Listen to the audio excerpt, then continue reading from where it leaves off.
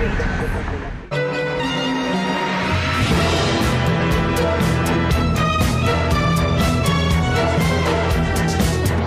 bin ein Berliner.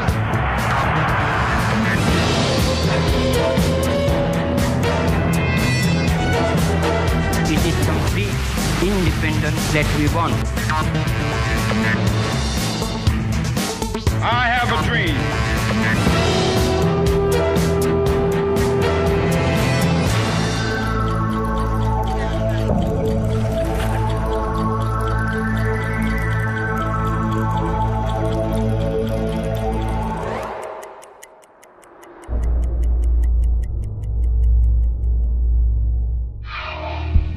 Mardi 11 septembre 2001, 5 heures du matin. Comme tous les jours depuis des années, un hélicoptère de la CNN survole New York 7 jours sur 7. Le pilote échange quelques phrases avec la tour de contrôle. Tout va bien, encore une belle journée en perspective. C'est effectivement le début d'une belle journée de fin d'été. Les New-Yorkais se rendent à leur travail, les rues se remplissent peu à peu. Comme chaque matin, c'est l'effervescence dans la ville. Ce matin-là, en quelques secondes, le monde bascule dans l'effroi et le chaos. C'est l'apocalypse au cœur de l'Amérique. 4 avions de ligne détournés par des pirates de l'air ont servi ce jour-là à commettre l'attentat terroriste le plus marquant et le plus sanglant de l'histoire contemporaine. Que s'est-il réellement passé ce jour-là ?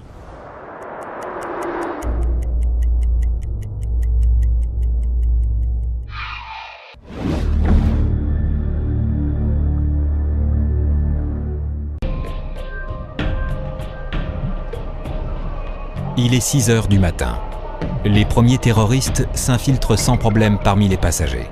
Même si certains d'entre eux feront l'objet de contrôles poussés, aucun ne sera pourtant définitivement retenu au sol.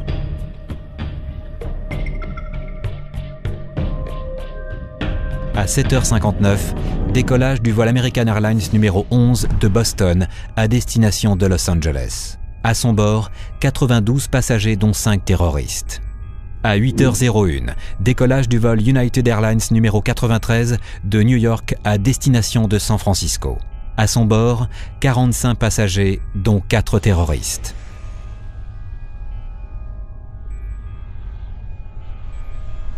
À 8h10, décollage du vol American Airlines numéro 77 de Washington à destination de Los Angeles.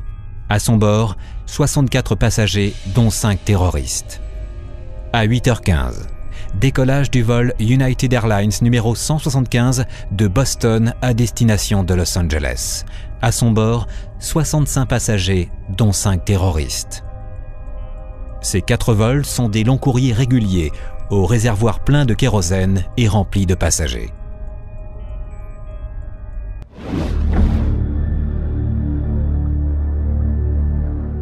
Peu de temps après, le drame commence.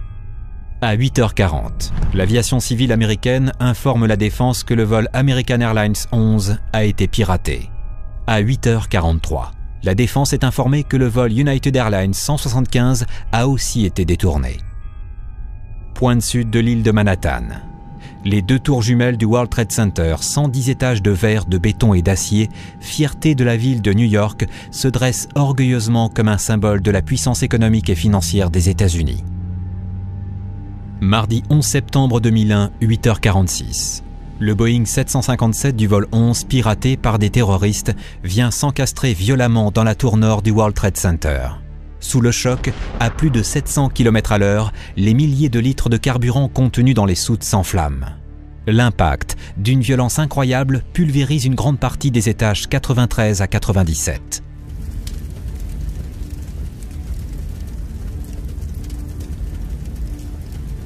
Lorsqu'un de ces appareils s'écrase à vitesse qui peut osciller entre 750 et 900 km/h, l'effet d'explosion est quasi immédiat. La ville est comme morte. Presque tous les téléphones et la télévision sont coupés. Le relais antenne situé sur le toit de la tour nord est hors service. Les New-Yorkais sont maintenant seuls au monde. Les premiers occupants sortent des tours, choqués, hébétés, et ils ne réalisent pas encore ce qui leur est arrivé.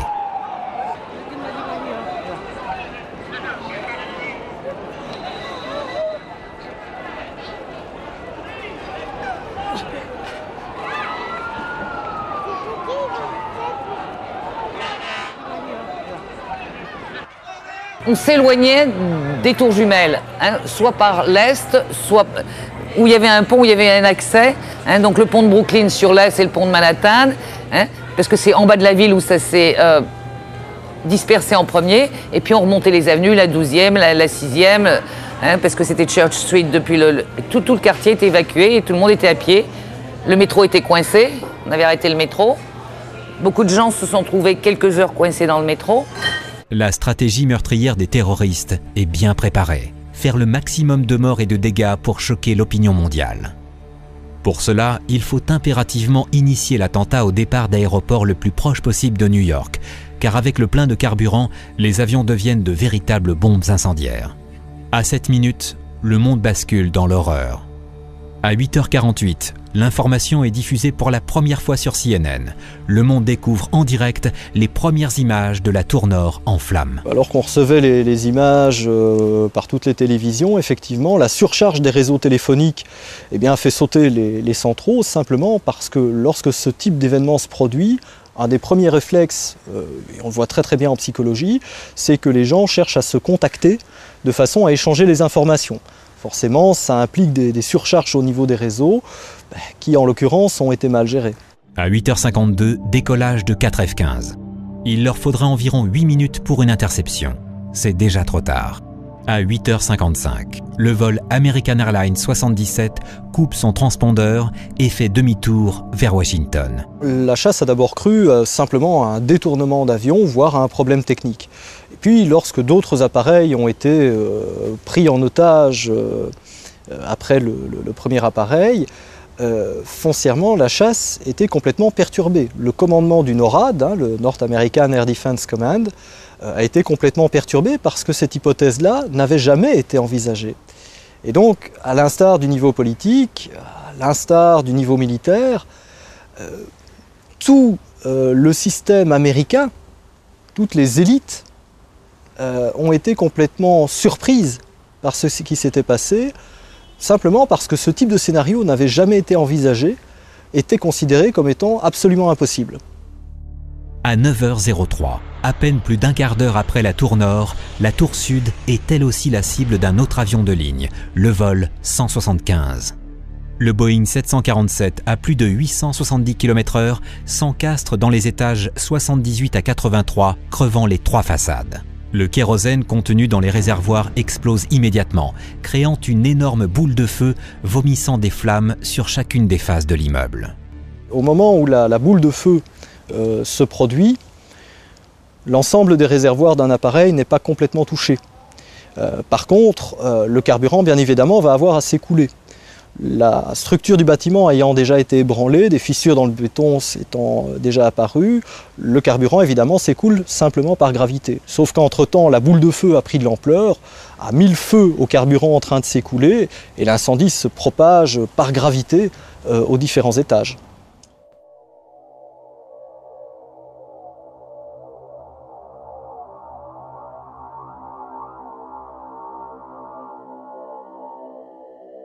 Les 2 tours sont maintenant en feu et un épais nuage de fumée obscurcit le ciel. Pris de panique, pour échapper aux flammes, certains occupants des tours se jettent dans le vide. À 9h22, le président Bush, en visite dans une école de Floride, est informé des événements. À 9h24, la défense est informée que le vol American Airlines 77 a été piraté. Today we've had a national tragedy. 2 airplanes have crashed into the World Trade Center in an apparent terrorist attack on our country. George Bush venait d'être élu sur base d'un programme essentiellement tourné vers l'intérieur des États-Unis, vers la croissance économique. Il avait certes un programme de défense qui était un programme de transformation, mais la vision qu'il avait du terrorisme était pour le moins limitée.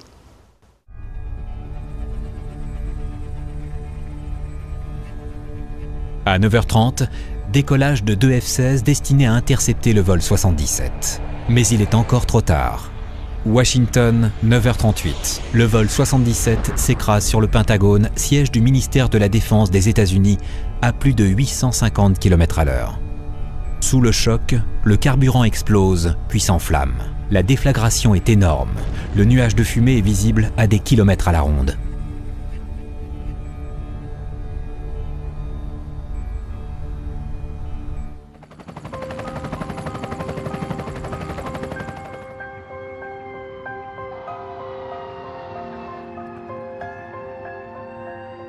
L'avion s'est profondément encastré dans le bâtiment, pulvérisant tout sur son passage. La violence de l'incendie est incroyable, avoisinant les 1500 degrés. La chaleur est telle que les secours devront attendre plusieurs heures avant de pouvoir intervenir. Dans l'attente, ils ramasseront les débris nécessaires à l'enquête. À 9h45, 4873 avions civils reçoivent l'ordre d'atterrir immédiatement. La chasse est déployée. Tout avion suspect non identifié sera abattu sans sommation. À 9h57, le président Bush quitte la Floride à bord d'Air Force One à destination de Washington. En l'espace de quelques heures de temps, vous avez 3 appareils qui se sont abattus sur les principaux symboles des États-Unis. Symbole économique d'une part, les tours du World Trade Center, symbole militaire d'autre part, rien moins que le Pentagone. New York, 10 heures. Devant des milliers de témoins horrifiés, la tour sud va s'effondrer sur elle-même en un peu moins de 10 secondes.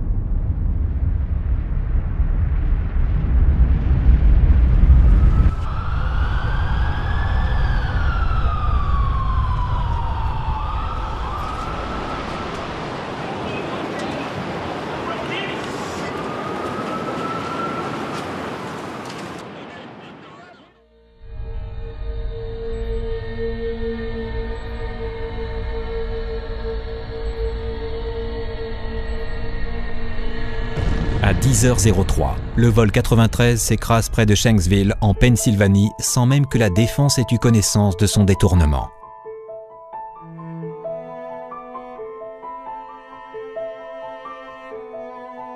Sa cible semblait être soit la Maison-Blanche, soit le Capitole.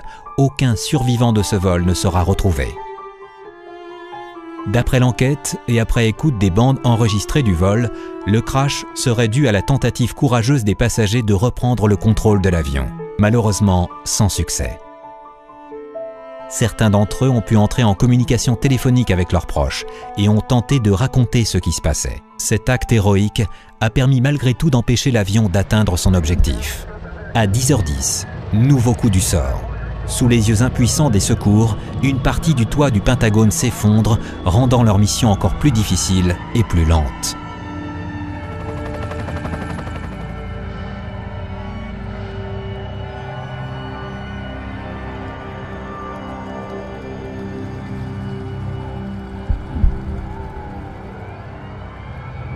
À 10h28, en moins de 12 secondes, les 110 étages de la tour nord s'écroulent eux aussi, ajoutant encore des centaines de victimes à une liste déjà longue.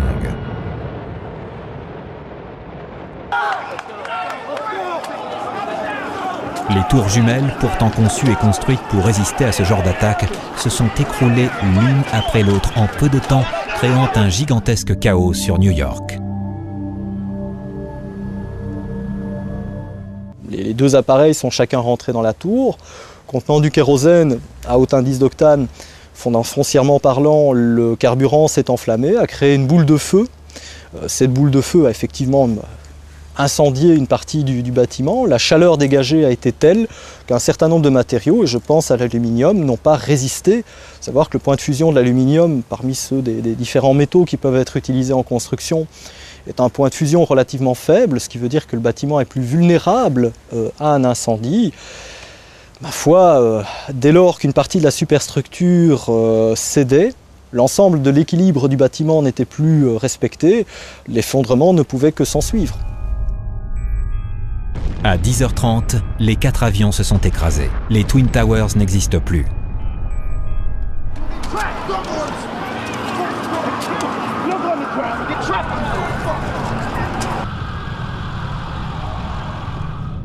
Elles ne sont qu'un amas de pierres et de cadavres.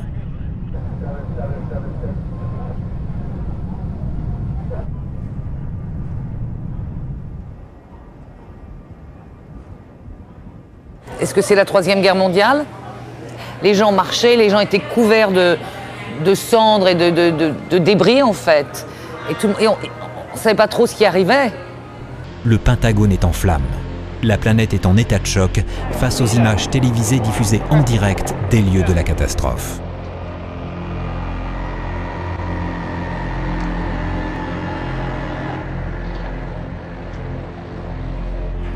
À 17h20, un autre gratte-ciel de 47 étages, le WTC-7, bien que n'ayant pas été touché, s'effondre lui aussi. Évacué à temps par précaution, il ne fera aucune victime. Moi, j'ai entendu la théorie qui a l'air assez logique, que comme les fondations se touchaient et que c'était commun avec la tour nord, que par réaction, ça s'est effondré après. Vous savez, lorsque vous avez deux bâtiments d'une masse pareille qui viennent à s'effondrer, sachant que la concentration, la densité urbanistique dans New York est très importante, vous créez un phénomène de tremblement de terre. Vous avez des tours qui pèsent plusieurs dizaines de milliers de tonnes qui s'effondrent en une fois. Cela ne peut qu'ébranler les bâtiments aux alentours. Et d'ailleurs, récemment encore, d'autres bâtiments ont dû être abattus simplement parce que leur stabilité n'était plus assurée. Vous voyez ce camion jaune de l'autre côté de la rue, là? Il y avait un immeuble de plus de 100 mètres de haut, il s'est écroulé. Vous voyez le groupe d'immeubles de l'autre côté? Ils étaient tous en feu. Et l'immeuble là-bas, lui aussi s'est effondré.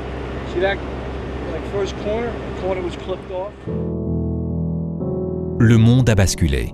L'après 11 septembre commence. Le monde entier sous le choc s'interroge. Pourquoi? Comment? Qui? La certitude qu'il s'agit d'un attentat commence à poindre. Un nom va bientôt être sur toutes les lèvres, Oussama Ben Laden.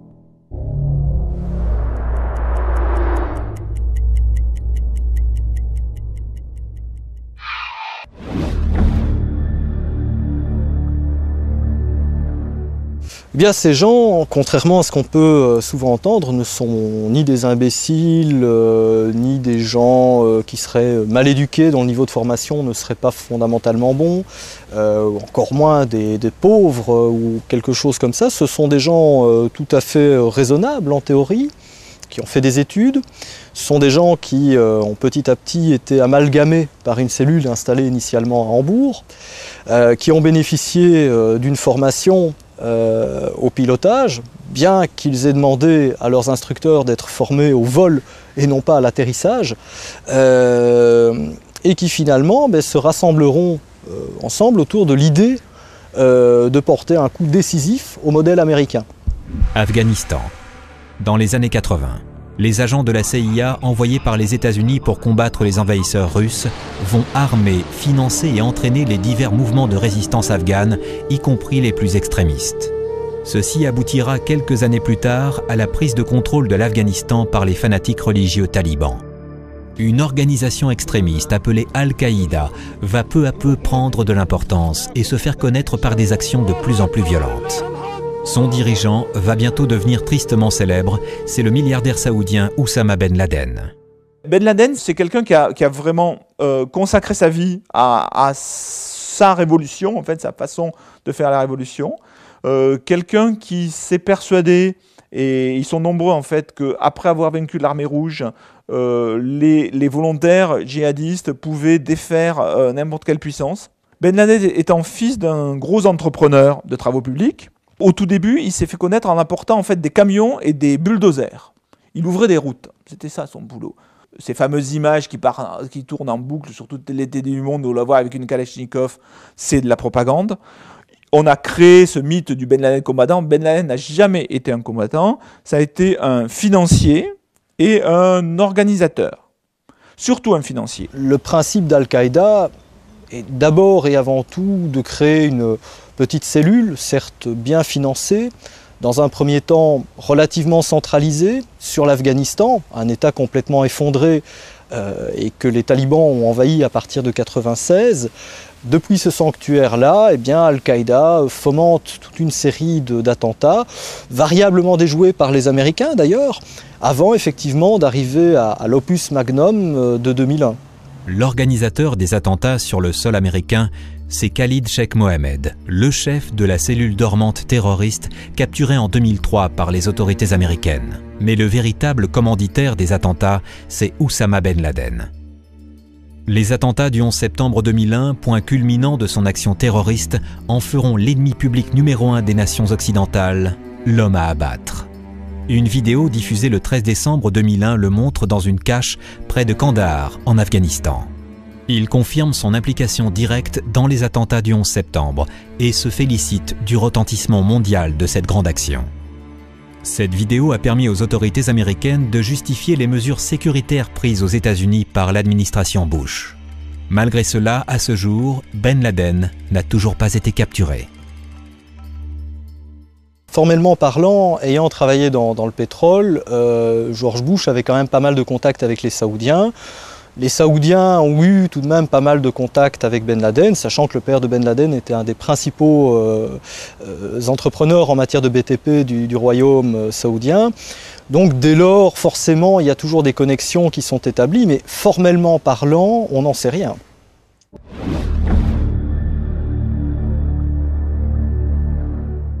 Freedom itself was attacked this morning by a faceless coward, and freedom will be defended. I want to reassure the American people that the full resources of the federal government are working to assist local authorities to save lives and to help the victims of these attacks. Make no mistake, the United States will hunt down and punish those responsible for these cowardly acts. Il visitait une école initialement, il a été averti de l'impact sur la première tour, puis sur la seconde, on l'a vu sur les images pensif, il a ensuite été évacué à bord d'Air Force One, gardé au secret, comme s'il s'agissait d'une attaque nucléaire, c'est la procédure normale.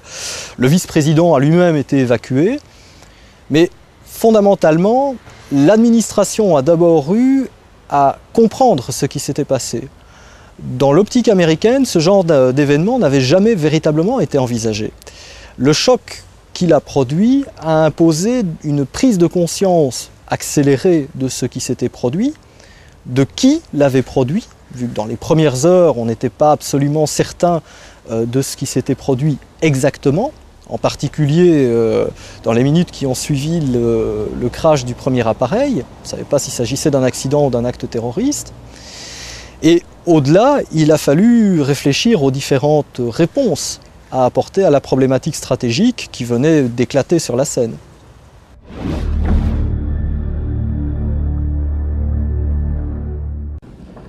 And we will strive now very hard to save as many people as possible and to send a message that the city of New York and the United States of America is much stronger than any group of barbaric terrorists, that our democracy, that our rule of law, that our strength and our willingness to defend ourselves will ultimately prevail. À la question qu'on lui a posée, est-ce que vous savez combien il va y avoir de victimes, son coup de génie, ça a été de répondre plus que nous ne pourrons jamais le supporter. Donc ça veut dire, je n'en sais rien, mais c'est une très belle réponse. Et surtout, il était là tout le temps. Toutes les 2 heures, il y avait une conférence de presse. Donc il a donné l'impression, en fait, de contrôler quelque chose qu'en fait, il ne contrôlait absolument pas. Sur place, le maire de New York, Raymond Giuliani, a immédiatement donné des ordres pour que tous les moyens disponibles soient mobilisés prioritairement afin de porter secours aux victimes. Il deviendra une figure importante parmi les hommes qui ont joué un rôle clé ce jour-là. Aujourd'hui, il lui arrive cependant d'être conspué et hué par les New-Yorkais qui lui reprochent de s'être approprié une image de héros en utilisant le côté dramatique de l'événement. Il exploitera notamment le fait qu'une petite chapelle toute proche des 2 tours du World Trade Center a été épargnée par la catastrophe. Pour les gens, c'est très émouvant de venir à Saint-Paul. Et ça sert de mémorial en attendant que les officiels et les politiques nous fassent quelque chose. On y va et on regarde, et il y a les moments de l'évolution du 11 septembre, après les années qui ont suivi ce qui s'est passé. Il y a des souvenirs à l'intérieur. Hein. Ils ont mis à l'intérieur les femmes pendant presque 2 ans, les gens ont accroché des casquettes, des drapeaux sur les grilles de Saint-Paul.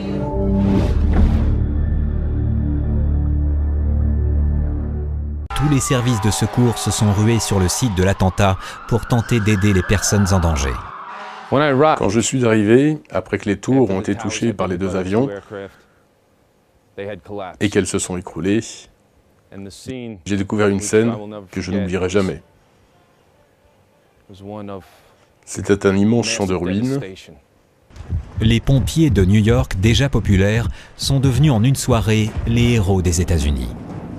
Courage, ténacité, don de soi, abnégation poussée jusqu'au sacrifice. Toutes ces grandes vertus humaines, les pompiers en ont donné une preuve éclatante le 11 septembre 2001.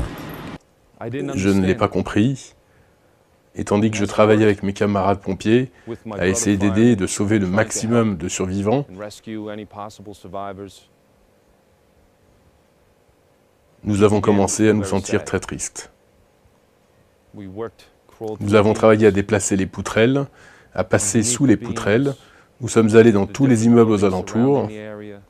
Nous avons exploré tous les trous et les crevasses qui y étaient formés quand les tours se sont écroulées, avec l'espoir d'y retrouver ne serait-ce qu'un survivant. Au fil des jours, tandis que nous travaillions sans pause jusqu'à l'épuisement, nous avons réalisé que l'espoir de retrouver un survivant devenait de plus en plus mince. Au départ, les personnes qui se trouvaient à l'intérieur des tours ont voulu sortir, on leur a dit de rester. Donc on leur a dit de rester et après, finalement, on a essayé de les évacuer. Mais pour celles qui se trouvaient au-dessus des impacts, c'était déjà trop tard. 18 personnes ont réussi à sortir miraculeusement des étages supérieurs. Dans ce type de situation, comprendre ce qui est en train de se passer pose toujours problème. Forcément, vous obtenez toujours des ordres et des contre-ordres, et dans le même temps, les pompiers eux-mêmes ont été victimes de leur efficacité. Le fait qu'ils soient arrivés assez rapidement sur les lieux de l'attentat, le fait qu'ils aient commencé immédiatement à dégager des blessés et ainsi de suite, les a littéralement emprisonnés dans les tours et l'ensemble ne pourra pas s'échapper. Le New York Fire Department a payé un très lourd tribut lors de ces attentats meurtriers. 343 d'entre eux, accourus pour aider les victimes, vont trouver la mort en faisant plus que leur devoir.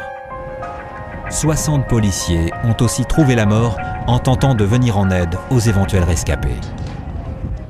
Lorsque les tours se sont effondrées, un énorme nuage de poussière s'est dégagé, certes sur la zone immédiate de l'effondrement, mais aussi et plus largement sur New York. Les images aériennes le montraient particulièrement bien. On a retrouvé dans les poumons de pompiers décédés, par exemple, des fines particules d'eau humain, de verre, de béton. Il est évident que de telles particules se sont mises à circuler dans les corps par l'intermédiaire de la circulation sanguine et ne sont pas particulièrement considérés comme étant particulièrement bénéfiques pour la santé. Ils sont piégés dans la tour sud au moment de son effondrement avec les rescapés qu'ils étaient venus délivrer. Des heures durant, les sauveteurs essaient de dégager des survivants de l'incroyable amas de décombres. Ils en trouveront bien peu.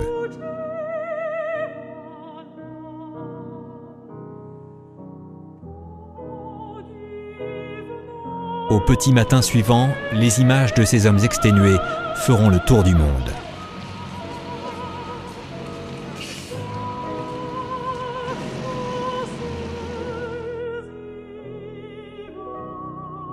Des plaques commémoratives témoignent aujourd'hui dans toutes les casernes et parfois même directement sur les véhicules, citant les noms de ces soldats du feu.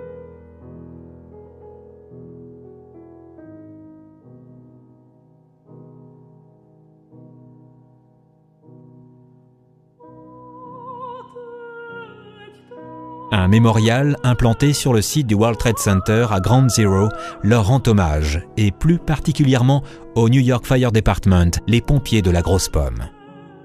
Une vague de solidarité sans précédent s'est mise en place pour venir en aide aux victimes. Le courage et la bravoure de ces hommes qui sont entrés dans les tours pour sauver ceux qui y étaient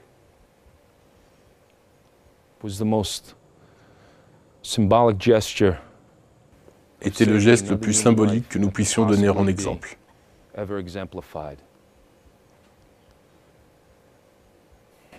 Dans un premier temps, la population américaine sera incrédule. Elle n'avait jamais envisagé, au même titre que le niveau politique, la possibilité que ce genre d'événement puisse se produire.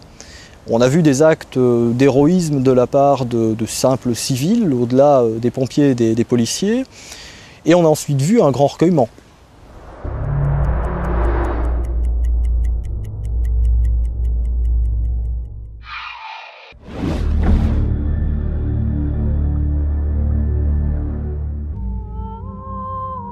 Nous sommes devant un mur de missing posters, ce que les Américains ont affiché juste après les attentats pour essayer de retrouver des disparus, pour essayer de savoir où étaient les membres de leur famille, leurs amis. Donc chaque petite affichette demande à avoir des renseignements sur une personne disparue. Je crois que, bon, en dehors de l'émotion évidemment dégagée par cette masse d'affiches qui couvrait la ville de New York, qui n'était pas seulement localisée autour du World Trade Center, c'est de voir aussi la diversité des nationalités des personnes qui travaillaient dans le World Trade Center. 2986. C'est le nombre total de victimes recensées lors des divers attentats du 11 septembre 2001. 2595 sont décédés dans les 2 tours du World Trade Center. 125 civils et militaires sont morts au Pentagone. 247 passagers, membres d'équipage et pilotes ont péri dans les avions. À cela, il faut ajouter les milliers de blessés dont certains décéderont quelque temps après. Nul ne sait à ce jour combien d'autres personnes ont été intoxiquées par les poussières diverses et les émanations d'amiante de plomb et de mercure qu'ils ont respirées. Effectivement, il est très difficile de déterminer à quel point ce mélange gazeux composé de fragments et de poussières, d'eau humaine, de verre, de béton, il est extrêmement difficile de savoir jusqu'à quel point ça va affecter la santé des New-Yorkais. Il faut se souvenir que lorsque le 11 septembre s'est produit, lorsque les blessés ont été évacués, pratiquement personne ne portait de masque. Tout le monde a donc respiré cette poussière-là et la gardera probablement encore assez longtemps. Il faut également ajouter les milliers de personnes choquées par ce qu'elles ont vécu et qui nécessitent un soutien psychologique. 21 milliards de dollars de dégâts chiffrés par les experts. Des centaines d'entreprises acculées au dépôt de bilan, des milliers d'autres en grande difficulté. Des dizaines de milliers de travailleurs new-yorkais mis au chômage, un pays en état de choc.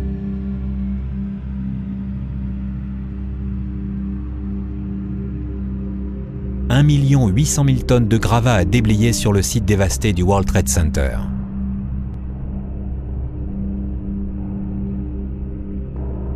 Le nom de Ground Zero est immédiatement donné au site dévasté du World Trade Center. C'est ce même nom qui avait été donné au point d'impact de la première bombe atomique lancée sur Hiroshima en août 1945.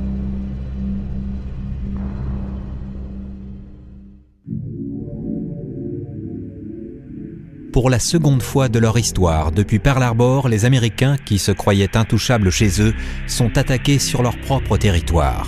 Le choc psychologique est énorme. On se rappellera qu'en 1993, les États-Unis ont connu un premier attentat contre le World Trade Center. Le Sheikh Rantisi avait fait exploser des voitures dans les parkings souterrains du World Trade Center. Dieu merci, sans causer trop de dégâts. Mais effectivement, l'attentat sonnait comme un avertissement. Le deuxième avertissement, c'était en 1998, les attentats contre les ambassades américaines au Kenya et en Tanzanie, qui ont causé des dégâts manifestes, qui étaient le fait déjà d'Al-Qaïda, qui seront suivis de l'attentat sur l'USS Cole en 2000, un destroyer américain qui faisait relâche au port d'Aden, au Yémen, et qui sera visé en fait par un canot piégé, causant des dégâts assez importants sur la structure du bâtiment.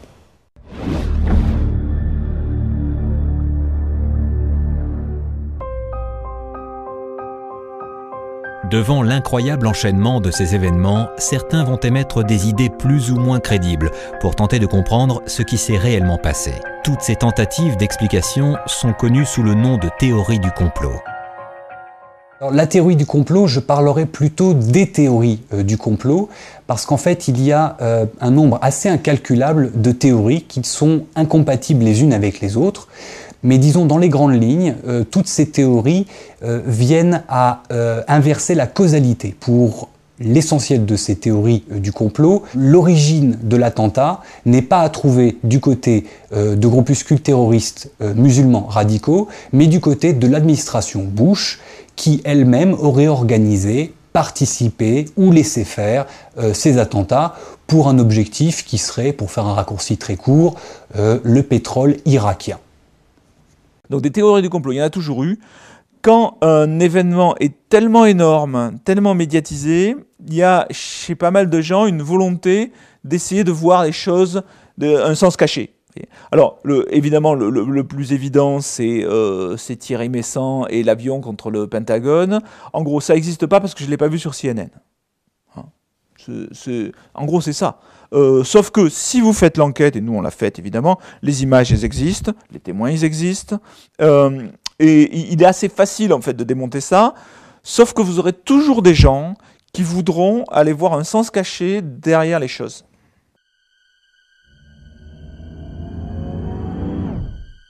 La théorie du complot du 11 septembre 2001 qui circule sur le web est basée sur des photos troublantes. Concernant le crash sur le Pentagone, la taille de l'avion et celle de l'impact ne sont pas compatibles.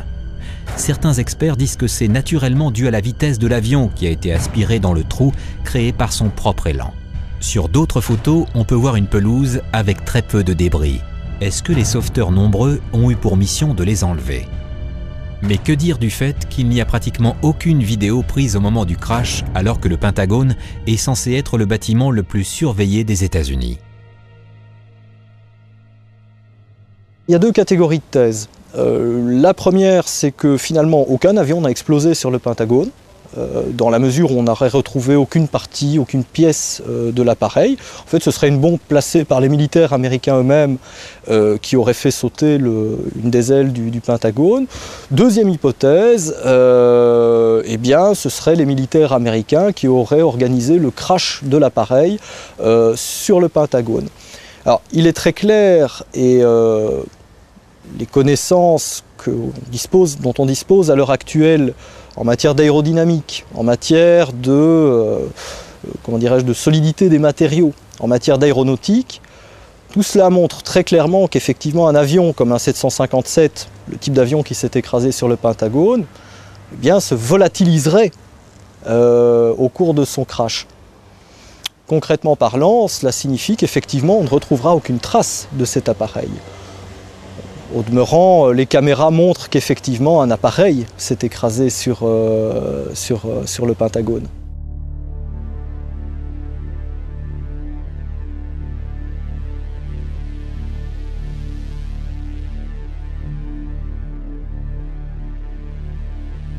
De même, si l'on visionne les chutes des Twin Towers, on peut se demander pourquoi elles s'effondrent toutes les deux sur leur base. Les partisans de la théorie du complot prétendent que de l'explosif aurait été mis avant l'attentat ou que des gens étaient au courant de celui-ci bien avant. Rien n'a été prévu. Enfin, pourquoi la tour 7 s'est-elle effondrée quelques heures après les Twin Towers alors qu'elle n'a pas été percutée par un avion? Vous avez une tour qui s'effondre plusieurs heures plus tard, qui en plus contenait non seulement le PC d'urgence de la ville, mais en plus, et ça on le sait aujourd'hui, des locaux de la CIA. Donc ça pour les conspirationnistes, c'est du pain béni, ça, ils étaient ravis. En fait, il se trouve que cette tour, il y a un incendie qui a couvé à l'intérieur, qui a sapé les fondations, et qui a fait qu'au bout d'un moment, la résistance des matériaux étant ce qu'elle est, ça s'est effondré. Il est clair que l'administration Bush, sans le vouloir, a participé à l'éclosion de ces théories conspirationnistes en ne rendant pas public, effectivement, une partie des éléments qu'elle avait entre ses mains. Ils ont un tel culte du secret qu'ils s'y sont très mal pris. Évidemment. Et ils ont nourri, cette théorie de la conspiration. En fait, tout ça c'est dû à Internet. Hein. Le fait qu'il suffit d'être dans sa chambre d'étudiant au fin fond de Clermont-Ferrand et d'avoir une idée sur le 11 septembre, moi j'en ai rencontré, et vous mettez ça en ligne, il suffit que vous ayez une vingtaine de gens qui sont d'accord avec vous, et vous commencez à créer un buzz sur Internet. Hein. Ça n'existait pas avant. L'une des grandes zones d'ombre, et là où l'administration est très attaquable, c'est sur la réaction après l'attentat, qui est d'avoir à terme envisagé d'attaquer l'Irak. L'administration Bush, c'est des bons clients quand même. Hein. Ils ont évidemment le culte du secret. Les Rumsfeld, Wolfowitz, Dick Cheney sont des gens objectivement dangereux, qui ont menti à l'Amérique, menti au monde entier. Donc effectivement, c'est facile de leur mettre des choses sur le dos.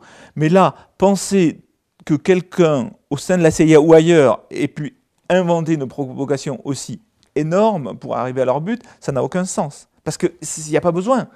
Si vous voulez faire une provocation, vous tuez quelqu'un, vous mettez, vous faites un assassinat, vous mettez une bombe, enfin, c'est très simple. Qu'est-ce que vous allez essayer de monter un truc aussi compliqué ?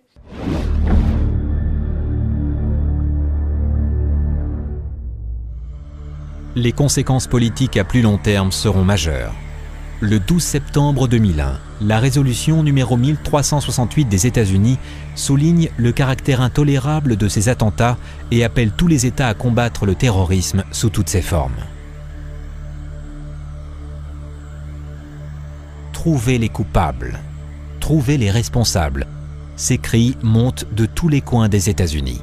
Un fort sentiment de revanche américain va souder le pays derrière son président et lui permettre de faire passer plusieurs mesures, dont le Patriot Act et le Homeland Security Act, visant à renforcer les mesures de sécurité et à diminuer les droits des prévenus en matière de terrorisme. I can hear you, the rest of the world hears you, and the people who knock these buildings down will hear all of us soon.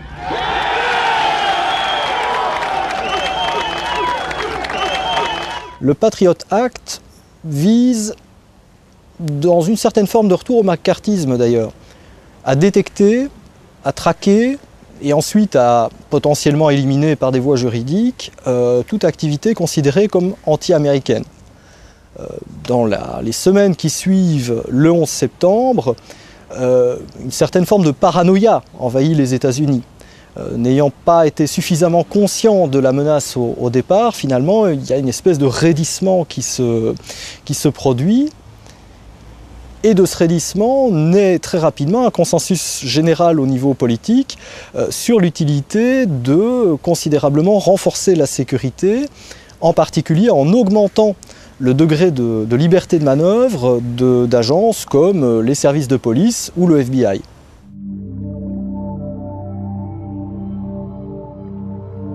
La dénonciation par les États-Unis de l'axe du mal, véritable mise à l'index de certains pays, va déclencher plusieurs opérations militaires d'envergure.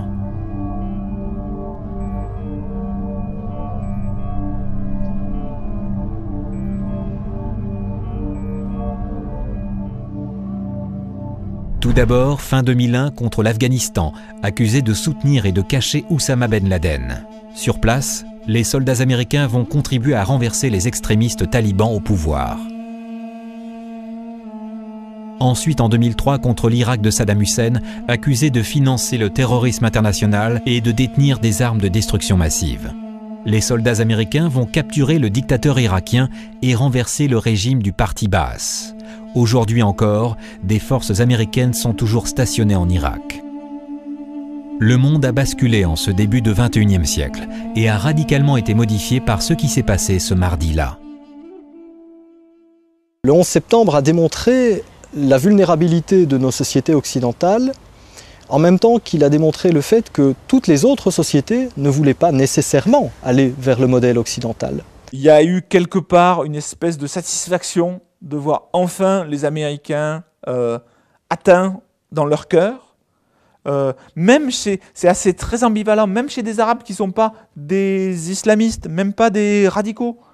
Dès lors, les actions qui s'en sont suivies la guerre d'Afghanistan, la guerre d'Irak, le développement de l'OTAN, sont autant d'éléments qui suivent immédiatement le 11 septembre ou qui sont les conséquences à plus long terme du 11 septembre. Il est clair qu'il y a un avant et un après 11 septembre. C'est un événement clairement aussi fort que la chute du mur de Berlin, pour une raison simple, c'est que toute la planète a été saisie par l'événement.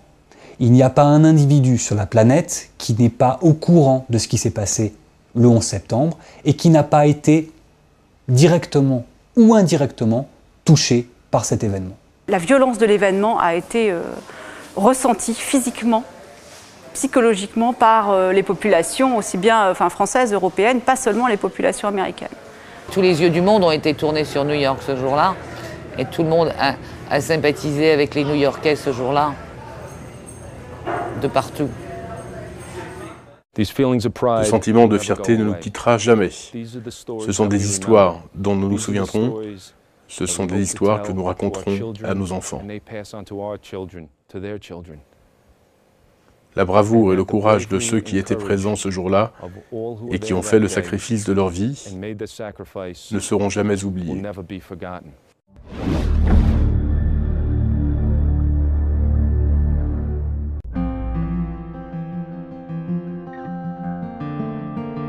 Le monde est entré de plein fouet dans l'horreur du terrorisme de masse le 11 septembre 2001. Personne ne verra plus un building sans penser aux Twin Towers. Dans la vie de tous les jours, prendre un avion ne sera plus un acte anodin. Mais surtout, le monde est bouleversé par un triple constat. Le nombre de victimes jamais atteint auparavant lors d'un attentat. Une nouvelle forme de terrorisme qui utilise des avions suicides. Le début de ce que l'on doit appeler le terrorisme de masse. Londres et Madrid deviendront elles aussi la cible d'attentats meurtriers.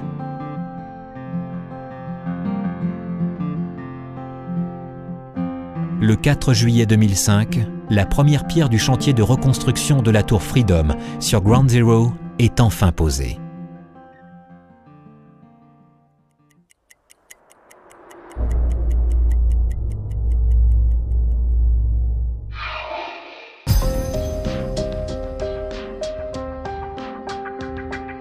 Mardi 11 septembre 2001. 4 avions de ligne commerciale régulière sont détournés pour effectuer l'attentat le plus dramatique de l'histoire. Les terroristes, dont certains étaient pourtant fichés, ont pu monter sans encombre dans les avions avec des cutters et des bombes lacrymogènes. Peu après le décollage, 2 avions percutent le World Trade Center à New York. La tour nord est d'abord touchée à 8h46, puis la tour sud à 9h02. 9h38.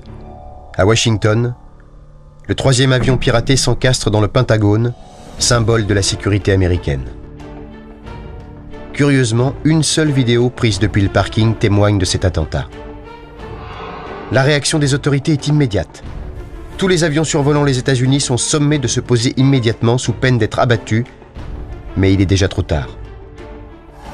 Un 4e avion s'écrase à 10h03 en rase campagne, en Pennsylvanie, malgré l'intervention héroïque de passagers qui ont tenté de reprendre le contrôle de l'avion. À 9h50, la tour sud, ébranlée par le choc et les incendies, s'effondre sur elle-même en moins de 10 secondes. À 10h29, la tour nord s'écroule à son tour. 110 étages de béton et d'acier disparaissent, les tours jumelles n'existent plus. À New York, le chaos est indescriptible. Un gigantesque nuage de poussière recouvre tout Manhattan. Le bilan est effroyable. On compte presque 3000 disparus, parmi eux 400 sauveteurs ensevelis lors de l'effondrement des tours alors qu'ils secouraient les victimes. Le monde entier est en état de choc.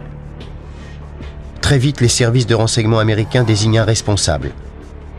Le Saoudien Oussama Ben Laden, dirigeant du réseau terroriste Al-Qaïda, est devenu depuis l'ennemi public numéro 1.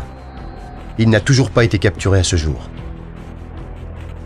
Les informations parfois très mal gérées par le gouvernement américain ont engendré des théories multiples circulant sur Internet et appelées « théories du complot ». Quoi qu'il en soit, les attentats du 11 septembre 2001 marquent le début du terrorisme de masse.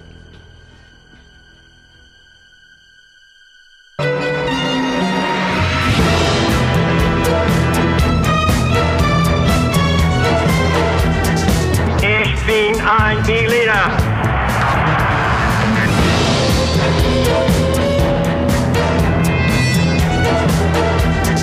Power that pervades everything. I have a dream.